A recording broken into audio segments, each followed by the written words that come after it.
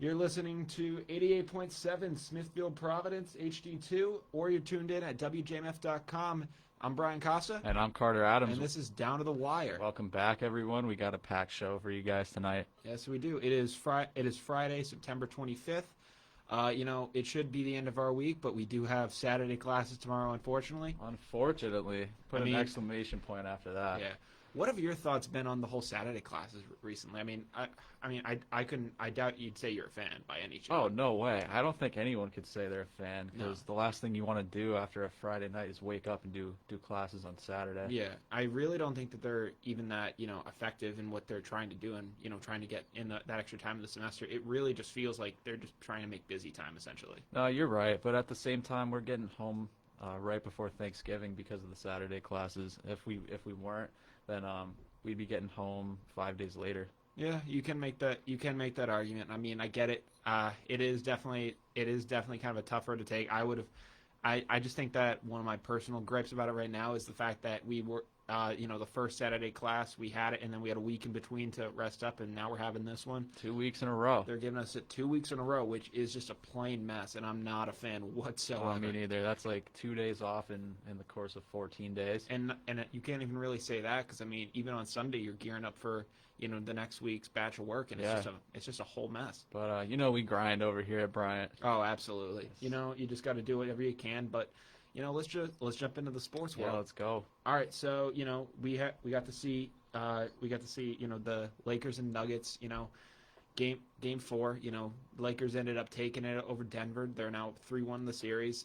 It really just seems like a wrap at this point. I'd like to say that, but if history repeats itself at all, look at the last 2 series that the Nuggets were involved in. You know what? You can say that, but this is LeBron and AD. Yeah, you're right. It is playoff LeBron. It's going to be extremely challenging if the Nuggets want to come back from this one. I'd say even more challenging than the last 2. Oh, without question. Without question. I mean, you got two, outstanding superstars over in LA. Not to even mention the immense talent that they already have. For a little bit there last night, it looked like the Nuggets maybe could have had some hope when AD went down, but that is going to be something. That injury was not anything. That is going to be something to look for in Game 5, though, to see is this going to be a nagging injury for AD? Mm-hmm. Is he going to have some more troubles with this going forward? There were a few things that happened. I mean, I saw him get hit in the face and then drain a 3. That guy's a trooper. I mean, if AD can stay healthy, he didn't show very many signs of that last night, but if he can stay healthy, I think the Lakers, without a doubt. Yeah, I think they're taking it to the finals, and judging by the way that the Celtics Heat series goes tonight, which the Celtics have been playing just abysmal basketball lately. Yeah. Something is going to have to be. Unfortunately, there is going to have to be a shakeup this offseason of something up in Boston. I mean, I don't know what it's going to have to be, but it's going to have to be something. Something is going to have to change. Who do you think is probably going to be the guy that has to go out the door? I really don't think it's going to be Brad Stevens by any chance. No. Yeah, it's probably going to be a player traded. Yeah, no changes in the front office. But for players, I really think Gordon Hayward is out the door. You do? I do. I don't think he's out the door. I think he should be out the door. And the reason why I say I don't think he's going to be out the door is because... he's Brad Stevens' boy. Exactly. He's Brad Stevens' boy. They play like father, like son. Yeah. And the last thing he would do is get rid of his guy.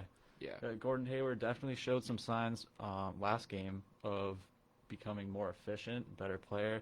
There were some times where we were down and he shot a few crucial threes to get us back into the game, brought the score back a little bit, but...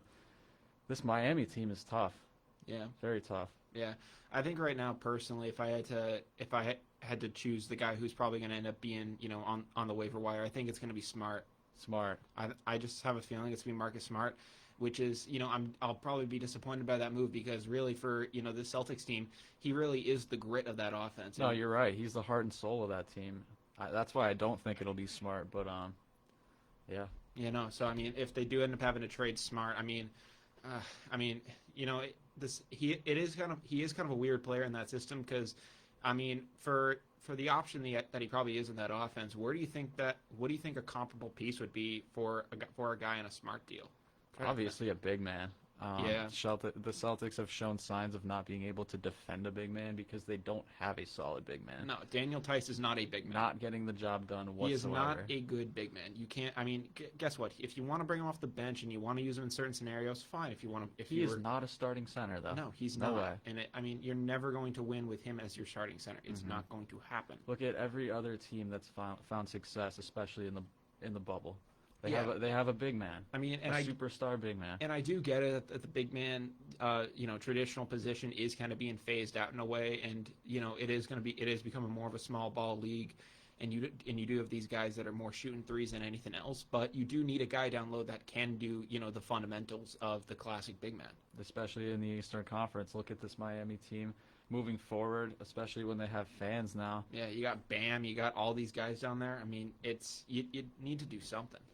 But, speaking of the Miami Heat, I don't think it would be right if we didn't at least bring up Tyler Herro's performance in Game 4. Yeah, without a doubt. Tyler Herro's been playing out of his mind.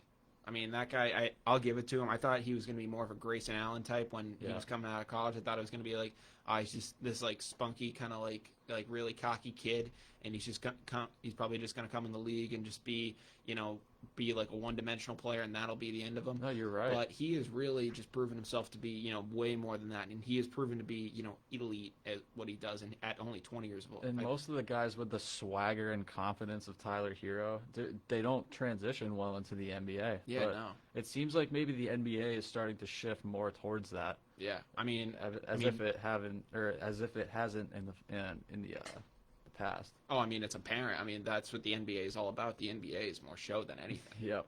I mean, if the NBA didn't have that, but Tyler Herro is proving himself to fit right in. Oh yeah, I mean, for him landing in Miami, that is the perfect spot for him too. I mean, it's just the Miami atmosphere, but he's also going to have that couple with the leadership and with the leadership of a guy like Jimmy Butler. That's the perfect storm for him down there. Perfect, because Jimmy Butler's the same exact way.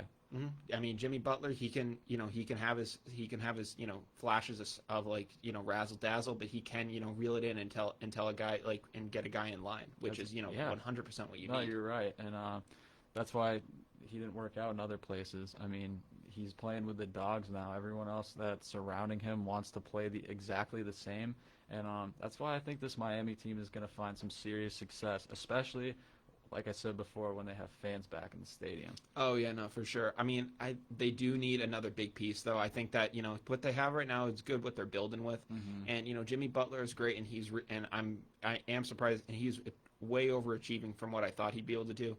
But it's not the Dirk Nowitzki Mavericks where Dirk was able to beat Kobe and LeBron in the same playoffs.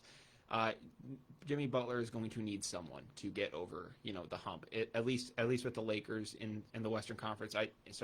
When the Heat, I do think, will probably end up advancing to the finals. I do think it is going to be, the Lakers who take it. Not just because I think that it'll be the Lakers wanting it more. I think Jimmy Butler is going to go out there with incredible. He's going to really go out there and really want it, but I think the Lakers will just have more talent on the court. So you think it's safe to say right now that the Miami Heat, if you're the Miami Heat, you have the East on lockdown pretty much. Don't know how it's going to be in the future, but for now you have the East on lockdown. I mean, at least for this year, anything can change next year. The Bucks could come back, get a big piece, and they could just completely rule the division, or the Celtics could make a move and then do something that way. But so you think it's a matter of how do we push past the Western Conference now? Oh, I mean, that's obviously the goal. You need to, first of all, you do need to make it past the East with the guys that you have, but, at least right now they do have to game plan for the finals, to say the least. Yeah. I really don't know how that team is going to handle guarding LeBron. I don't know how you can. Bam is going to get worked in that finals. Yeah. Bam is going to get it. I think he's really just going to get it handed to him. We're saying in that finals like the Celtics are out of the question, but, it is still 3-1. It is 3-1, and the Celtics did end up coming back and beating the Raptors in 7 after going down after giving 2 back to the Raptors after they were up 2-0. So it is possible, but I just at this moment in time I just don't know I just don't see them reaching down and really pulling it out. If they do end up doing that, I couldn't be more thrilled, but right now, I just don't know if they have it in them right now, especially with the way that the series has been going. The odds are definitely not in our favor. Yeah, if they do it, then I will 100% come on here and say I was wrong. But right now they just don't seem to have that. I think a lot of them. people are going to be saying that if that happens. Oh my God, 100%. All we can do is keep our fingers crossed at this point. I really don't think the team is in good enough shape to push past, but yeah, we'll see what happens. Yeah. In MLB news, longtime Kansas City Royals outfielder Alex Gordon is gonna end up calling it quits after 14 years with the team. He came up in 2007. I believe he's a 3-time All-Star with 7 Gold Gloves. The guy was a cornerstone, helped the Royals reach the World Series in 14 and win it in 15. The guy has just been, he was a solid rock for that team, and I mean to stay loyal to them that long, especially after the fall off they had after 2015. I mean, I commend the guy, and congratulations on an amazing career. Definitely. Yeah. I'm not too familiar with the name, but yeah. So I mean, Gordon, I don't think he's going to be a Hall of Fame caliber player, but he's definitely one of those players. It's not like the Hall of Fame, but if there was the Hall of Good, he would be in it. Gotcha. So it's more of just like one of those players that if you are a fan of a team like that, then you'll probably remember that person more. Unfortunately, due to injuries, I don't think that Dustin Pedroia will probably end up getting into Cooperstown, but among Boston fans, Boston fans are going to end up remembering guys like a Veritek or a Pedroia more than these other guys. Yeah, that helps me make the comparison just a little bit. Yeah, that's kind of what Alex Gordon is in Kansas City among those fans. Also in MLB news, Walker Buehler, Dodgers pitcher, made his final tune-up start before the playoffs. He went 4 innings, pitched 65 pitches against the Oakland A's in a 5-1 win. He only allowed 1 hit and gave up 1 walk while also striking out 6. I don't know if you know Buehler too well. No. Yeah, it's all good. So Buehler is, it's actually the story behind him is actually pretty incredible. I mean, he in 2017 when the Astros ended up beating the Dodgers in that controversial World Series. Now, Walker Buehler was in the stands watching that game, and then the very next year he was pitching in the World Series. Wow. Yeah, it's crazy. I mean, there was pictures of him just in the stands as the Dodgers were playing the Astros, and then the very next year when the Dodgers were playing the Red Sox, he was on the mound starting I think Game 2. It's crazy. The guy is a stud, and I mean, if he's healthy for the postseason, it's just going to be another lethal arm for the Dodgers. But it is going to beg the question: can they finally get over the hump? I mean, they've really struggled for almost the better part of a decade now trying to break through. I think they have upwards of I think either 8 or 9 straight division titles, and I mean, the Padres are now really creeping on their heels. So I mean, it's really now or never for LA. Yeah, no, you're right. It could have been against the Astros, but that could have been the breakthrough. Yeah, maybe. If they didn't cheat. Yeah, I mean, I could definitely say, with the decision that came down in that postseason, at least in this offseason, the Dodgers might be more fired up to go into a postseason knowing that they were robbed, at least in that World Series. And, they lost the one after that. And, they could definitely say that they're, ready to go and they're just more fired up than ever. But it really is just going to be time really is just going to tell them that's in that situation. Yeah, I mean, let's hope so. Yeah. And then also the Cubs recently announced that they are planning to, have fans at Wrigley in a reduced capacity for the 2021 season. An ESPN article said that based on advice from medical experts as well as restrictions because of local ordinances, the Cubs are not expected to be at full capacity to start the season. What are your thoughts on the fact that they're already trying to make predictions about this early? It's a matter of inconsistency for me, especially in the MLB. I mean, you have teams with the virus being spread throughout the players, and now you have teams like the Cubs having fans at the game. Well, that'll be next year. Yeah, well, you still never know what's going to happen next year. Yeah, I still think that they should be personally right now. I don't think that the Cubs should really be saying anything at this point. I mean, there is reports of a vaccine being available by the end of next month. If those reports still stay true, then really anything is still on the table. So I would say wait till I would at least say the end of probably the postseason before you make any announcements like that. Even I would say wait till free agency or the winter meetings or anything like that before you start making announcements about fans. I mean, I get it. Local ordinances are what they are, and you can't control what your governors do in that sort of sense. But I would recommend that they still kind of I would hope that they more remain optimistic in this thing because, we don't know where we're going to be a year from now, basically. Yeah. It is still up in the air. So I would, I would, be interested to see like where we are come, March and April of 2021. I mean, maybe it's just baseball's like poor marketing, but you look at the NFL, they're able to effectively have fans in some stadiums and not others. But it just seems like baseball, all you hear is horror stories. Yeah, I mean, you've heard about all the viruses spreading like wildfire throughout the clubhouses. I will say that recently there haven't been as many, concerns. You could make that the case because the coronavirus is basically just burned through the team at this point, and it can't really do any more damage. But it is going to be interesting to see whether it comes back in any sort of fashion next year at all with these guys. Yeah, I mean, let's see. Yeah. In NFL news, I don't know if you saw the clip of Bill Belichick at the I don't know how to say it. It was the press conference. Basically, just showed up looking basically like a homeless person. Like he got mauled by a bear on his way to work. Yeah. Yeah. No. I mean, did you see that? I did. Yeah. Usually his shirts are never fully intact, but not to that extent. Yeah. I mean, that looked like basically a grandfather just like taking whatever beat up like high school polo out of like whatever bin he had and just throwing it on. I mean, that thing looked so dated. I guess the report is that he hadn't worn it since they lost to the Eagles. That was the report, I guess. But okay. I have nothing that could really substantiate that. And I just don't know, like, I mean, that just proves that, like, that guy is 100% just focused on football and nothing else. Oh, you're right. I mean, it just further proves that as if everybody didn't know it already. I mean, I'm not trying to say that Bill Belichick's lack of style should be, something that should be, admired or anything in that sense. But I mean, it is. But the lack of style is his style. Oh yeah, no, 100%. Exactly. And it just shows that this guy is just like, this guy doesn't care what he's wearing. He's just gonna go out there and he's just gonna. Yeah, perform. like you said, it's a symbol for his personality. Oh yeah, no, it's 100%. I found that hilarious. Also in NFL news, we were talking about on Wednesday. Chargers quarterback Justin Herbert was recently named to be the starter for Week 3 by head coach Anthony Lynn, who basically said Tyrod's going to be our guy. But after he had his punctured lung, Herbert's going to be the guy to go. And what are your thoughts on Herbert finally going to maybe get some confidence in him by the coach and getting that start? I guess I really just don't know. It was Herbert named the starter because he outplayed Tyrod, or is Herbert named the starter because Tyrod is injured? It really is up in the air right now. I don't know what with the severity of the punctured lung. I would probably have to say it.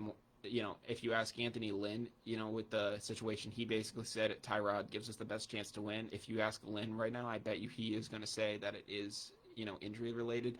But if I'm hopeful that Herbert can go out there and really perform. Yeah, I mean, if you're Justin Herbert in this situation, you got to go out there and ball because clearly your coach is on the fence. He doesn't know if you're a starting quarterback caliber yet. He knows you probably will be one day, but if he doesn't go out there and ball, then he may never get his shot. Yeah, no, I completely agree. I think that it really is, Justin Herbert's time to just go out there and do his thing. Yeah, I mean, he proved it against the Chiefs in Week 2. Mm-hmm. But do you know who the Chargers are facing? I don't know off the top of my head. I have to go take a look, but I'm not 100% on that. Well, whoever it is, Justin Herbert, ball out. I think he'll give him. A better game than than Taylor would. Yeah, I mean, I was really unsure of the guy coming into the league, but he's proving himself. Well, he has proved himself through one game. We never know what could happen after. Yeah, teams can figure a solid guy out. NFL build type player. So, let's see. Yeah, no, for sure. In Thursday night's game last night, we got to see the terribly hyped up game, between Fitzmagic and Gardner Minshew. I don't know if you saw basically the press going into that game. That was I did. It was ridiculous. I mean, the NFL, you couldn't have found a better game to put on a Thursday night. Well, I mean, I guess they did all they could by hyping up the facial hair. Yeah, I get it. It only gets you so far. I mean, yeah, I didn't even tune into the game last night. No, I didn't. It was just a mess. I mean, I guess Ryan Fitzpatrick ended up having 3 touchdowns. He threw a good ball to Mike Gesicki. I saw that on highlights. But really, I mean, I think that the NFL just really could have put a better game out there. I mean, it really just wasn't entertaining whatsoever. For me, even as just a Pats fan right now, it's almost nice to see Ryan Fitzpatrick getting some respect as a starting quarterback. I do want to see the guy do well this year because for the most part, the guy is just a meme around the league. Exactly. It's looking like this will probably be close to the end for him because I'm sure we'll have a healthy Tua next season. So what's next for Ryan Fitzpatrick? I mean, you honestly could make the case that he might do what a guy like Josh McCown has done. Where I don't know if you know the whole Josh McCown situation, do you? No. So basically, McCown I think is 41 right now, and last year he made that playoff start when Wentz went down, and he went out there and he played on a bad hamstring, and basically, so Josh McCown. So he went out there and he played on a bad hamstring, and basically this year, the Eagles have Wentz back healthy, and they ended up drafting Jalen Hurts, but they respect a guy like McCown so much just for that veteran presence that basically they signed him to the practice squad, and he's the oldest practice squad player I guess ever in history, and but he is not in Philly. He's actually in fact in Texas making $12,000 I think a week, and he's just there basically coaching his son's football team. And he's just going to do that until either the season's over or if all of the Eagles quarterbacks get hurt and they just need him. Yeah, I mean, it's cool to see things like that happening throughout the league. Yeah, so I think that could honestly be something that Fitzpatrick looks at. You could look at the guy to become, some sort of a coach/scout kind of in the future. I mean, the guy definitely, has stuck around the league long enough. You'd think he'd learn a thing or two while doing it. So, I mean, definitely could be a guru of some sort. And, I would say just look for him to, probably take a leadership role in some sort. So you really don't think he's coming back as a quarterback? I mean, you could make a call that he would come back as a quarterback basically in a backup role somewhere else. I don't think that anyone's going to be giving him like the keys to any offense and basically saying this is Ryan's team. But, I think that, I think that he could, stick around a little while longer, but really, max 2 years. I agree with you. I mean, he doesn't show signs of being young or aging well at all. Oh, yeah, no. Especially if you look at that beard. It's pretty gray. Oh, yeah, it's also kind of gross. I'd like to see him do something like the Josh McCown situation because it's almost like giving back to your elders in a way. A little bit. Yeah, a little bit. It would be cool to see him just basically... even if he's on the sidelines and he's just kind of an emergency kind of guy, just have him out there. And, if a team, he could honestly coach up like a young guy or anything like that. It's a good situation for him. Mm-hmm. Great guy. Yeah. Personality 100% for the league. Great guy. I mean, he's turned himself into one heck of a personality. Mm-hmm. Yeah. Another quarterback who is much younger at this point, but, still has, had some doubts in his career so far is Russell Wilson. I mean, Russell Wilson has been, one of the most electrifying quarterbacks that we've seen of this decade, I'd have to say, but he still has yet to win the MVP. Do you think that he will break through this year? I mean, he's showing the signs of it already. Yeah, I mean, I'd like to see it. I respect Russell Wilson. He's a great quarterback. Yeah, I mean, I know the league also treats the MVP like a kind of like more of a popularity contest. And I think that if Russell Wilson just has himself a pretty, like a Russell Wilson type season, and just has that little bit more of an edge, I think that the NFL will, end up giving it to Russell this year. I mean, he's already shown really good signs, early, as you said. I mean, he had five touchdowns against the Pats. Who else is going to go out and do that against the Pats? Yeah, not many. I mean, he had himself a day, and I think that if he really stays on track, he could do great things for the Seahawks this year. I mean, he finally has those weapons. I mean, even when they won the Super Bowl, the weapons weren't there 100%. He finally really has solid weapons, and guys like Lockett and DK, and it really looks like he could be able to do something out there. I really hope so. Yeah.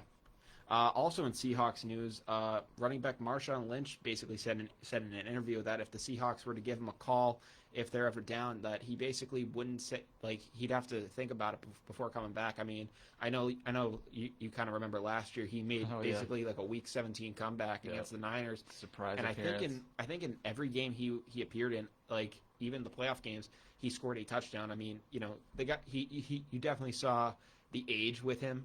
I mean, he definitely, did show signs of being older. You could also make the case that he was more out of shape than, old at that point. Oh, he was, yeah. Yeah, but, I mean, he still was electric when he was on the field, and he was able to, add something to that Seahawks offense when guys like Carson and Penny went down. I really don't think he could say no to coming back. Yeah. I'd like to see it again. Oh, I mean, I would too. I mean, when if he can be anything close to what he is, then it's over for the Seahawks. I mean, if that run game got even if he was a third down back or a guy that you only use at the goal line, that's just the perfect storm for you. Yeah. I mean, I saw him when he came back, and I was like, oh, he's just not going to be that. He's just not going to be that same guy. He's going to be, he's just going to be an out of shape, body out on the field, and the only thing that's going to be notable about him is the 24 on his back. That's going to be the only thing about him when he's on the field. But he did come out there and he did perform. Yeah, I mean, fresh legs. He balled. Yeah. And if he can stay true to that and really come out there and perform, I can't see anything that would really keep him from doing that otherwise. Mm-hmm. Yeah. Also in NFL news, we saw the Saints basically in week 2. They ended up going down to the Raiders.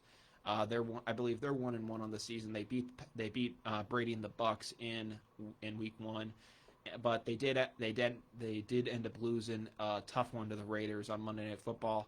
They're playing the Packers this Sunday, and the Packers, I believe, are at least in power rankings wise, are ranked as the 4th best team in football. The Saints are ranked 5. I know, crazy, wow. Right? Yeah. But do you think the Saints are going to be able to bounce back against this Packers team? Well, normally I would say yes, but I got the notification earlier that Michael Thomas is out again this week. Brees' favorite target. He shows it all the time. Michael Thomas can catch any pass you put in his vicinity. I just really don't see the Saints finding much success without that guy in the field. I really don't. I'd probably be on that side as you. I mean, Kamara's had a good start to the season. He's so a far. superstar. He's a superstar. Completely. That guy, he can go out there and he can run the ball wherever he wants. And he can basically come down with any ball too. I mean, the guy's all a stud. over the place. Yeah, the guy's a stud. They are going to end up missing, Tom. They are going to end up missing Michael Thomas, but hopefully they can do something. But I think that Aaron Rodgers is going to have all his weapons, and I think the Packers will end up rolling to the dub. What about Devontae Adams? Was he injured? I believe Devontae is still injured, but I think that okay. Well, that puts a little fairness on the matchup. It could, but I think that the Packers right now do have that advantage. I think LaFleur has actually been able to be successful in creating a good offense around Rodgers. I know there were some tensions around them last year, but they do seem to be on better terms this year, and the Packers do seem to be clicking more. Well, I mean, let's hope so, because the last thing Aaron Rodgers wants right now is for Jordan Love to be replacing him. I don't think that'll be happening anytime soon this year. The only time I think you'll be seeing Jordan Love is during kneel-down situations in, a blowout. But, yeah. I don't even think Rodgers is going to let him come on the field for that. Yeah, probably not. Yeah. Another thing I was thinking about, too, is that I think Brady and the Bucks, Brady ended up winning his first game as a Buccaneer on, I believe it was, on Sunday. He beat the Panthers. I think they're playing the Broncos this Sunday. They don't have Drew Lock out there. It's Jeff Driscoll. Mm-hmm. I think it's just going to be another easy game for the Bucs to end up rolling to for a win. How do you think that Brady's going to fare against this Denver team? I really don't think he's going to have any issues. I mean, look at the way he was able to play against Carolina last week. I mean, to be fair, he's still at Jameis Winston level on the Buccaneers. He's got 3 touchdowns, but 3 interceptions. He hasn't broken that ratio yet. Yeah, he does need to break through. He really does, and I think this is the perfect opportunity for him because this Broncos team is weak. I don't know if Courtland Sutton is still injured. He may be. Correct me if I'm wrong, but without Drew Lock out there, who I have expressed many times, I think he is the future of the Denver Broncos. I don't see any success. Yeah, I mean, I really am trying to think about that Broncos team. I really don't think they're going to be able to put up much of anything to right now, at least. Unfortunately for Denver, you could make the case that Brady, whenever he plays Denver, you never know. But this isn't the Peyton Manning Denver Broncos anymore. No way. You could make the case with this game is going to be. It's going to be more of kind of that classic Pats game where the Pats have had a rough win or just a brutal loss, and a lot of people in the league are questioning them, and then they go out and they face a team like the lowly Bengals, or they go out and they face a team, like the Jets or the Dolphins, yeah, and then they just put one on them. I think that's what this game is probably going to end up looking more like. I'm gonna have to agree with you there. Mm-hmm. I mean, it really just seems like that's going to be what ends up happening for the most part. Yeah, I mean, if Brady can get out there and keep delivering those balls where he wants to, I think they got it in the bag. Yeah, I mean, what are some Sunday predictions that you're probably looking at? I haven't even looked. Let me get the matchups out. Yeah, go through some of them. Well, we got Cam facing the Raiders. Cam facing the Raiders. Do you think that game is going to be, a little too? Do you think that game is getting a little too much hype, or do you think that Derek Carr might actually give the Pats a good one? I really think that Derek Carr might give the Pats a good one. Really? This guy's playing out of his mind right now. But yeah. you never know what's going to happen when you face the Patriots. Though. That is true. I mean, he does have, you do have Henry Ruggs out there. You do have, you do have the running back, out there. I'm trying to think of the guy's name. I'm blanking right now, but. Who am I thinking of? On the Patriots? No, Raiders running back. Josh Jacobs. Yep, stud. They got a lot of weapons out there, and I think that Jacobs will give the Pats trouble. And I'm wondering who Belichick.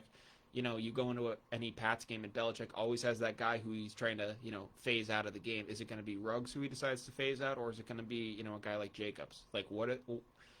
Usually Belichick will take away your number one option, and we'll say, beat us with your 2 and 3. Yeah. So I'm wondering, what does Belichick think is the Raiders' number one option? Well, I mean, if I'm Belichick, I'm getting rid of Josh Jacobs right off the bat, because this guy. You ever watched Josh Jacobs play? Oh, I mean, I've seen him. He's a stud. He is. I mean, he can run that thing up the middle, and it doesn't matter who stops him. He is getting at least 3 or 4 yards on every single carry, and that's going to be how the Raiders just slowly deteriorate the Patriots if Bill Belichick doesn't do something about Josh Jacobs. 100%. I mean, I think I said it last week that, a lot of NFL experts were criticizing the Raiders when they took Josh Jacobs, and they said that they were just like, we don't know what they're seeing in this guy so early on in the draft. And, that's why NFL experts, really don't deserve the title of expert all the time because, Josh Jacobs is, performing like a stud out there. He is. Yeah. And I think he fits perfectly into that Raiders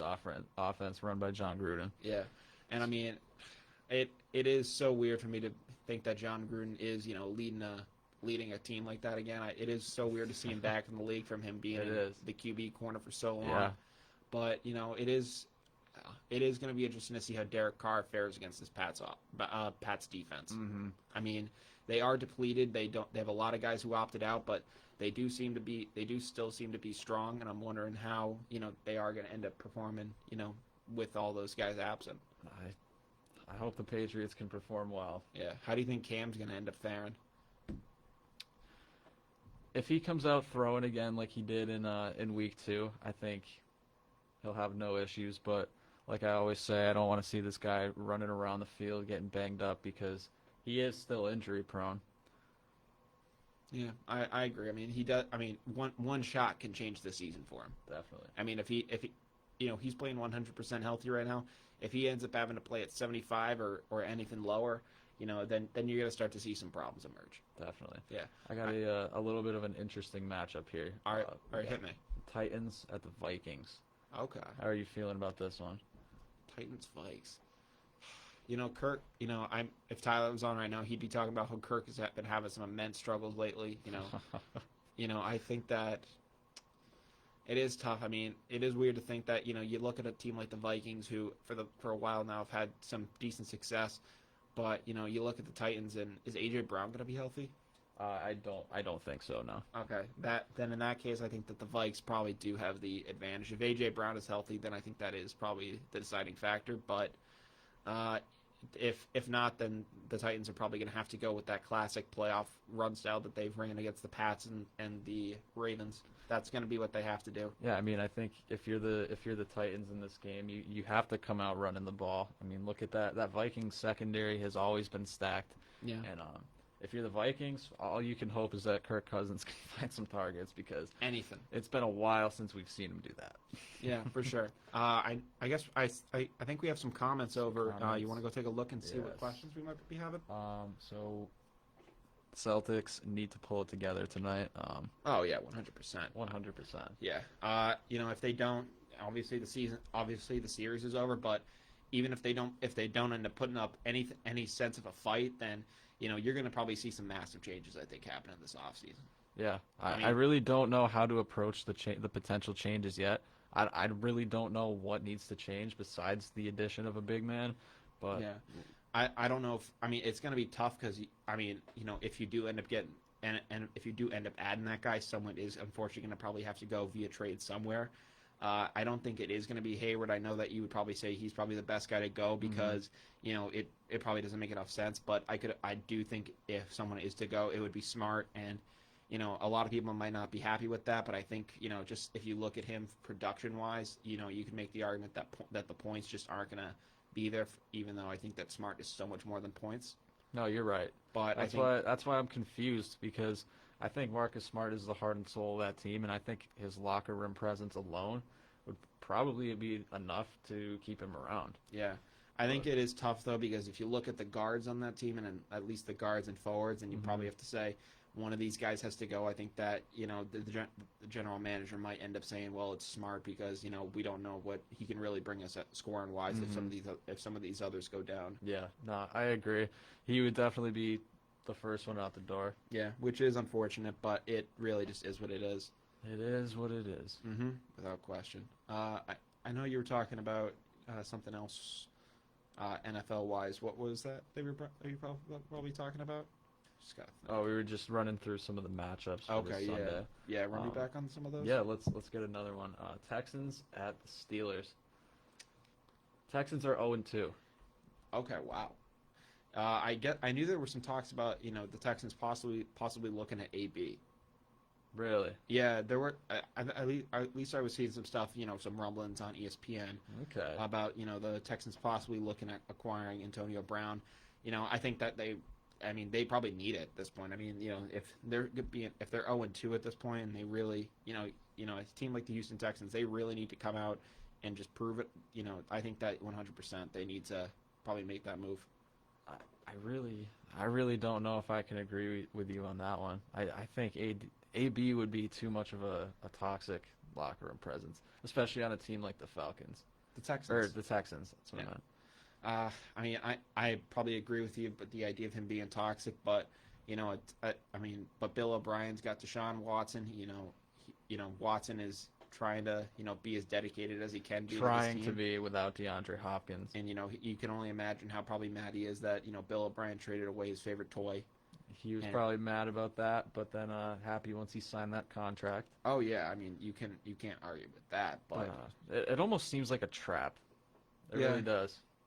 You get rid of DeAndre Hopkins.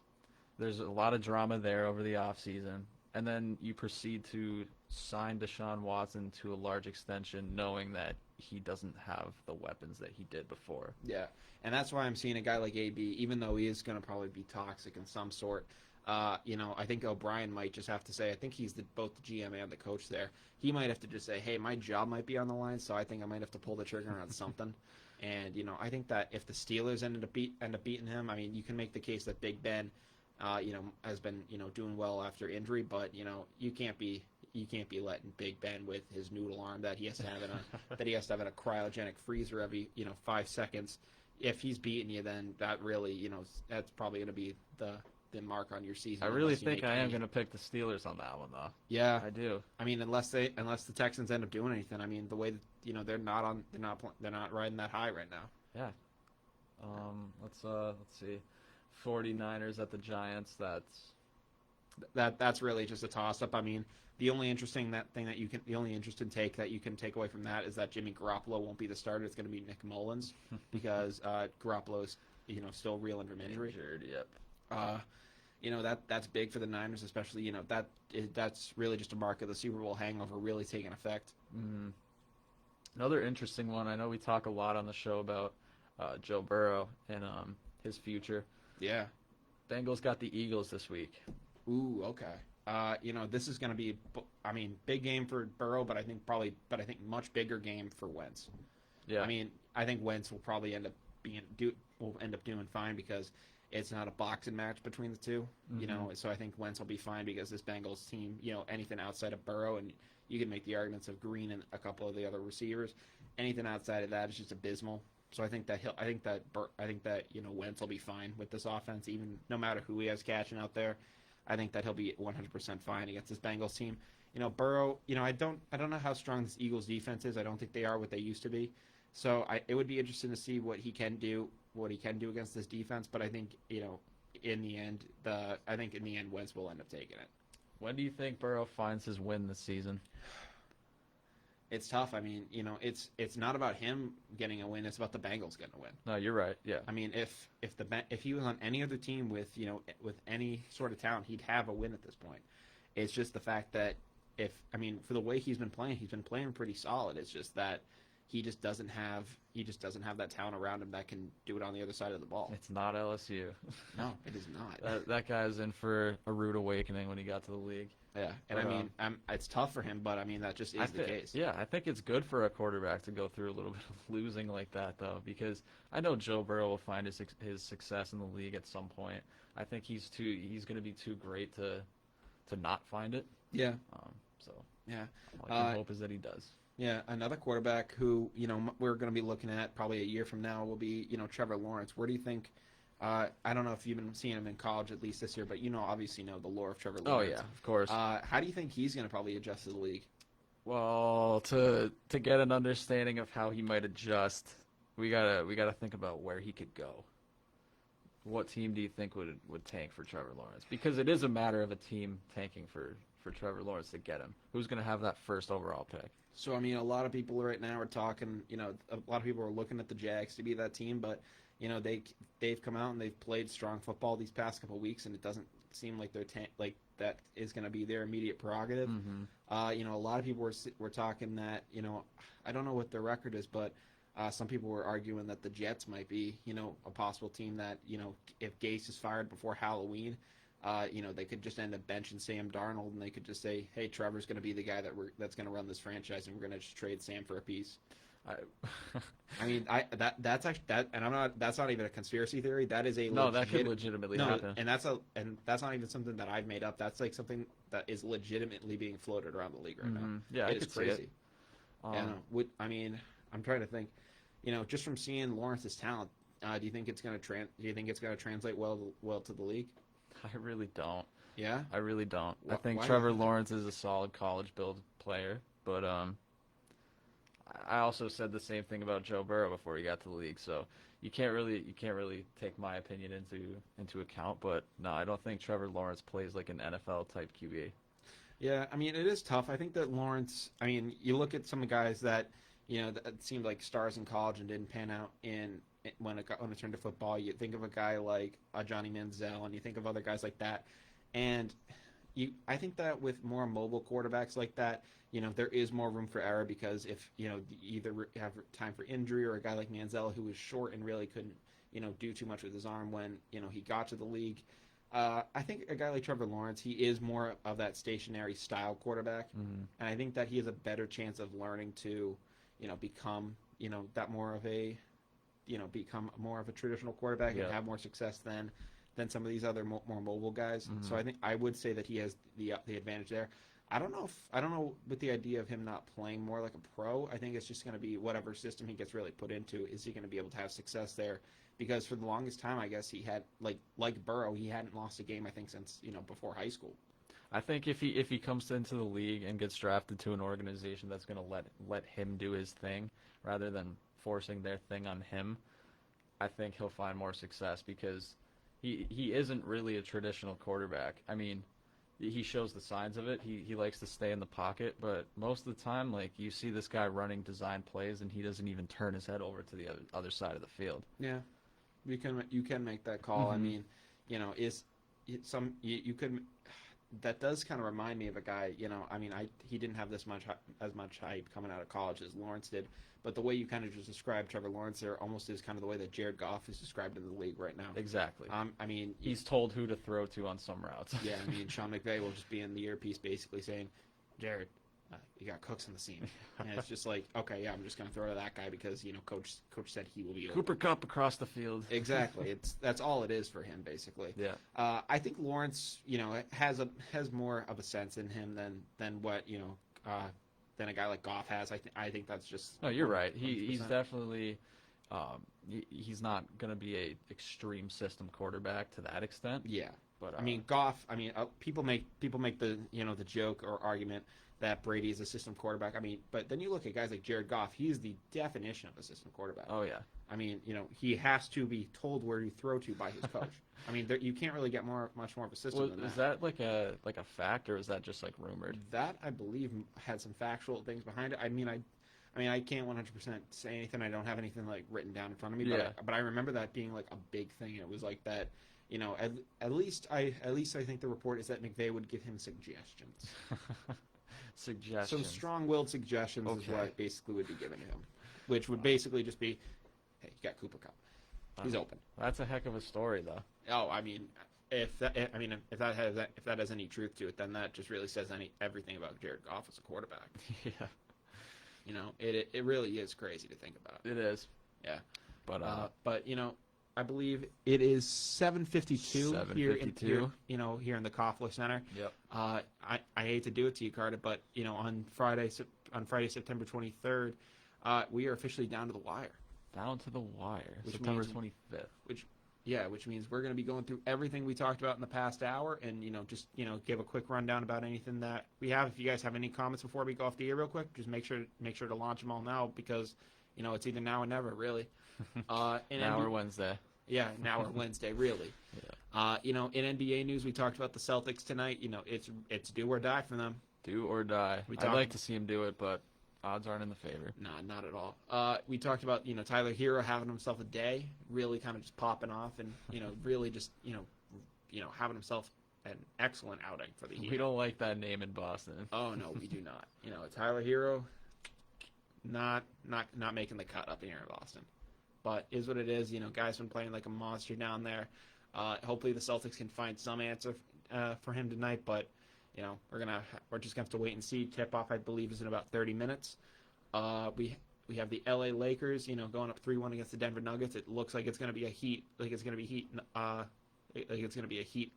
Lakers finals, but LeBron against his former team. I'd love to see that. That's going to be one heck of a storyline, especially with a guy like Jimmy Butler, who is, you can make the argument that he's strong-willed. Some people might say he's pig-headed, but he's just gonna pig-headed. I like that. He's just gonna come in there and do whatever he needs to do to win. Jimmy Butler isn't gonna go down without a fight. Even though I think he will go down, he will not go down without a fight. He's gonna go down, and he's not gonna go easily. And not just Jimmy Butler, that Heat team is not going down without a fight. Oh, for sure. The only reason I say Jimmy Butler is because he's 100%. He's completely changed the culture. Yeah, he's the face of that team. Mm-hmm. In MLB news, we talked about Kansas City Royals outfielder Alex Gordon, calling it quits after 14 years. Gordon is a 3-time All-Star and 7-time Gold Glover for the Royals. He also helped them reach the World Series in 14 and win it in 15. Great career for a great player. Probably isn't Hall of Fame worthy, but congratulations to Alex, and he'll be retiring at the end of this week. So best of luck to him. We talked Walker Buehler making his final tune-up start before the postseason. He did pretty well. If he's good to go, it will be 100%. Will be an amazing piece for them, going in. We also talked about the Cubs planning to have reduced capacity at Wrigley Field for the 2021 MLB season. This is basically based on medical advice and city ordinances. Do you think that other teams are probably going to end up doing stuff like this? I mean, I'd like to see it. Yeah. Because baseball without fans is really not much at all. Yeah. I mean, it really does take a lot out of the game. Mm-hmm. I mean, it is tough to say nonetheless. I'd love to. I'm hoping that I can get to a Sox game at some point in 2021. Yeah, definitely. Me too. Hopefully be able to do something. I know you guys are going to be playing pep band at the Sox. You're supposed to be. You guys were going to be doing the national anthem, and that would have been. I was planning to go to that game. I had my ticket and everything. I was ready to go. Oh yeah, I was ready to go too. That was going to be awesome to see you guys there. Yeah, that was going to be a ton of fun. In the NFL, we talked about Bill Belichick showing up to a press conference, basically looking like he'd just gotten attacked by, really just he kind of looks like he came out of the last Mad Max movie. He looked rough. But oh man. But I mean, the guy's just dedicated and married to the game, and good for Bill Belichick. Yeah. We also talked Justin Herbert being announced as the starter for Week 3 by Anthony Lynn. Great news to see him getting his shot. I mean, Tyrod Taylor's hurt. We don't. Even though we're not the biggest Tyrod Taylor fans, don't like to see a guy hurt, but let's see if Herbert can really capitalize. I hope he can. He deserves it. We talked about the basically the garbage bowl of Fitzpatrick versus Minshew Mania on Thursday night. The garbage bowl. Yeah, really nothing much to talk about. Fitzpatrick did have 3 touchdowns in that game. Had a nice pass to Mike Gesicki, which was really kind of the highlight of the night. We talked Russell Wilson. Will he finally break through and win the MVP?